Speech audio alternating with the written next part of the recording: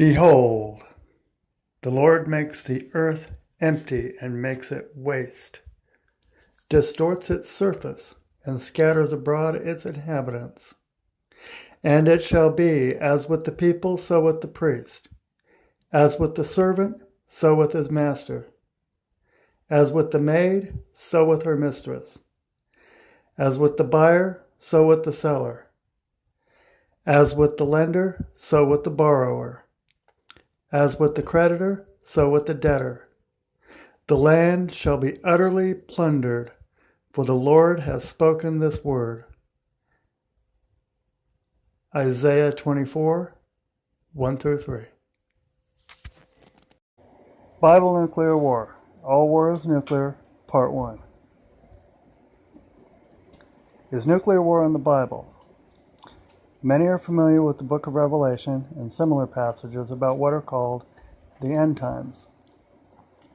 Many find the reading difficult to understand, but I'm going to suggest that if we read the book of Revelation as the book of World War III, then it makes perfect sense and reads like a newspaper. This is to be the first video in a series considering nuclear war in the Bible. If I believe that God and His commandments are real, and at the end of it all it turns out I was wrong, nothing happens. But if you believe that God is not real, or that you don't have to do what He says and it turns out that you were wrong, you will spend eternity in a real place called hell. It's kind of like flipping a coin to decide if you're going to jump off a building. If you remember nothing else that anyone ever tells you, remember this. Armageddon. All war is nuclear. It has to do with the way the technology of war advances without exception in every war. This is because the winner is always the one with the deadlier weapons.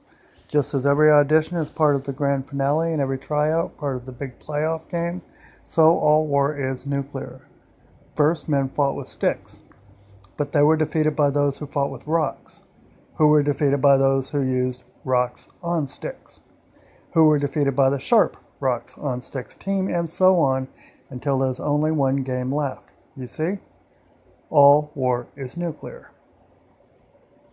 The human race has had the ability to sterilize the surface of the earth as many times over as it is in a mood for, anytime it wants to, since the first nuclear device was tested in the desert in 1945. Those who believe that any warning that the end is near, as a reality rather than a fiction, is foolish or crazy, are themselves in a state of psychological denial. In this case, denial is not a river in Egypt, it is a desert in New Mexico. This is certainly understandable under the circumstances, but that does not change reality. Also, contrary to modern assumption, a belief in God makes such a discussion both more understandable and less frightening rather than the other way around. This is simply another way of saying that there are no atheists in foxholes. For any who would ask, what can we even do about it? Well, we're doing it now. It's not being on the Titanic that's the problem. It's not being able to find the lifeboat that's the problem. I was born in 1960, and the world is currently closer to actual hot nuclear war than at even the most tense times during the Cold War. Why are we currently in any more or less danger of nuclear war than at any other time? Well, it's mainly just that Americans are currently under an illusion of safety that our real nuclear adversaries, that is Russia and China, not Korea, don't share. Not long ago, we actually had a presidential debate over whether going to war with Russia would result in a nuclear war. We might have been confused about many things in the 20th century, but that was not one of them. Unfortunately, nuclear war is one of those things that becomes more likely to happen the more the danger is ignored. Vigilance and denial don't always work together well. After a couple of generations of living with nuclear weapons, though, people take them for granted, and the problem begins to spiral. In other words, saying there will never be a nuclear war has always been the best way to cause one to happen. At this point, then, what we have is this. Nuclear weapons are always dangerous, and nuclear war is always possible when they exist. The nations that are the most dangerous are the ones that actually have them. Of those, the most dangerous are the ones that are actually threatening to actually use them. As of 2018, those nations are Russia and China. Reasons for this are currently unknown, but it is well documented, and tensions continue to rise, also for reasons unknown. That is all I will say about that, however, because it was God who warned us of all these things. That then is the direction we will take here. So the question is nuclear war in the Bible? The simple answer is that Armageddon is in the Bible, and that probably makes it the best place to begin. There are two ways to look at this. I will start with this passage by itself from the book of Revelation, because it is a final statement, from which we may then look back further to consider other passages. It is the origin of our modern word, and refers to the final battle of good and evil, which is to take place on the Valley of Megiddo, which is both a real place in the Middle East and a metaphor for the final battle. It is from this that we get our word Armageddon. This is the passage. And they got them together into the place which is named in Hebrew Armageddon. And the seventh let what was in his vessel come out on the air, and there came out a great voice from the house of God, from the high seat, saying, It is done. And there were flames and voices of thunders, and there was a great earth shock, so full of power. Revelation 16, 17, and 18. An equally important consideration is the information that can be found throughout the entire Bible regarding this subject. Its importance is that it has to do with the violent end of life on earth. Sort of. I am simply going to suggest that we might have a new variable to add to the equation, and if so, it will simplify the matter greatly. What is that new variable? Nuclear weapons. I didn't say we were going to like it, only that it makes sense. Because it does make sense. If there is going to be an Armageddon, then the statistical probability that the origin of this event will be nuclear war is logarithmic levels higher than that it would be caused by any other event. In other words, what are the odds of the Earth being hit by an asteroid compared to the odds of the Earth being hit by a nuclear war? You see, it does make sense, whether it is comfortable or not. So where does the Bible come into this? Well, it's kind of an intersection, really. Both nuclear war and biblical end of the world are subjects unto themselves. Does it not at least make academic sense to consider them together? Of course. As long as fear doesn't get in the way, the thesis here is fairly easy to check. If the intersection between real history and biblical prophecy has an X marks the spot at nuclear war, then a fresh look reread of the entire subject should turn up as a match. That is what we're looking for. Consider this passage. It's both a good example and a good place to begin. Because in those days there will be great sorrow, such has not been from the start of the world until now, or ever will be. And if those days had not been made short, there would have been no salvation for any, but because of the saints these days will be made short. Matthew 24, 21, 22. As a general rule, I prefer modern translations because the increased understanding is likely to increase the accuracy of the verse, but sometimes there's an important discrepancy. There is one here, so this is the King James Version. For then shall be great tribulation, such as has not been since the beginning of the world to this time, no, nor ever shall be. And except those days should be shortened, there should be no flesh saved. But for the elect's sake, those days shall be shortened. Matthew 21, 22, King James Version.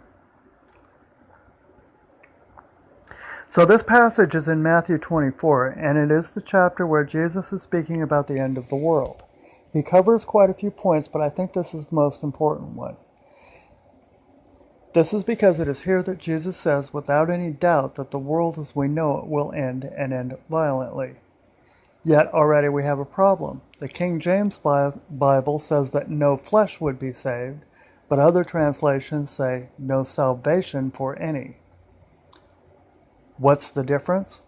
Well, if we take flesh literally, then it would mean an end to all life on earth that is not plant or insect, which is what an unchecked nuclear war would do. If Jesus knew all about nuclear war, including the day-to-day details, then to say that no flesh would survive would be a confirmation of nuclear destruction with universally deadly radiation as opposed to lethal but not sterilizing global natural disasters such as asteroids and the like. In other words, even major asteroid impact spares some animal life. Jesus also settled this by saying that this will be an event that has not ever occurred in the history of the world. It cannot be like anything that has happened in the past. The other thing that Jesus could have said would be the actual words, nuclear war, and that obviously was not an option in the 1st century AD. In fact, this will be pretty much the ongoing theme here. If you wanted to give an ancient prediction and say nuclear war to those in the future who would understand, but not to those in the past who would not, how would you say it? Well, that's what we're going to look at here. So Jesus tells us the world will end in violence. He cannot at that time say nuclear, but already it is a best match. Jesus also promises to intervene right before all life on earth would otherwise end. That last is an important point, and we will return to it later. This is all fine unless you do not believe in God, because only God could have accurately predicted the events of nuclear war thousands of years ago. If you are an atheist, you need an alternative. That is why there are those who say that this one was fulfilled in AD, 70 AD, at the destruction of Jerusalem by the Romans.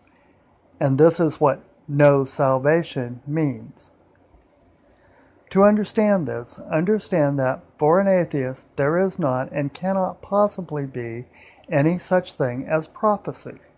No God, no prophecy. If you are an atheist, the answer is absolutely not. The Bible is ancient. Nuclear weapons are modern. God can predict the future, but he has to exist in order to do so. That is why, for some, this prophecy could only be a reference to the siege of Jerusalem in 70 AD, which was written later after the fact, because that takes God out of the equation. Unfortunately, this is not just here. This happens with all prophecy, and it creates confusion because people can't tell the difference between misdirection propagated by a hostile agent and what the prediction actually said. The simplest solution is to ask if an interpretation is being used or can be used as a God does not exist, so there can be no prophecy argument. I'm not going to get into a discussion of atheism right now, but for a discussion of the actual interpretation of prophecy, these are the main considerations that rule out 70 AD as in a past event for the fulfillment of this passage. So before I finish, there's one more passage that I want to mention because I think it goes along with the last one. By these evils, a third part of men was put to death by the fire and the smoke and the burning smell which came out of their mouths. Revelation 9:18.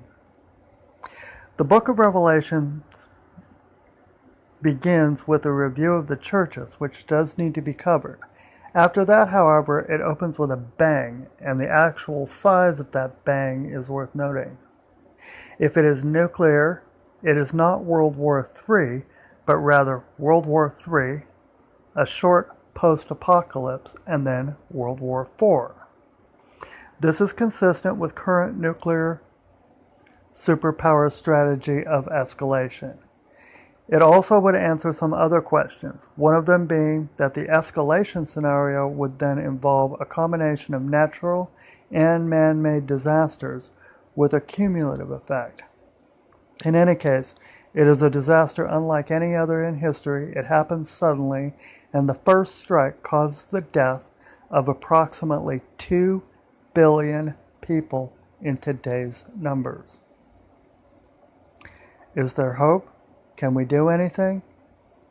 There is hope, but real hope can only come from God. Also, there are things we can do, but none is more effective than repentant prayer. Finally, there is one more thing that is worth mentioning, and that is the question of when. Jesus himself said that even Jesus himself does not know the exact time of the end. This is why anyone who attempts to give an exact date for these things, as opposed to general time period, is, by definition, wrong. But he did give us the parable of the fig tree.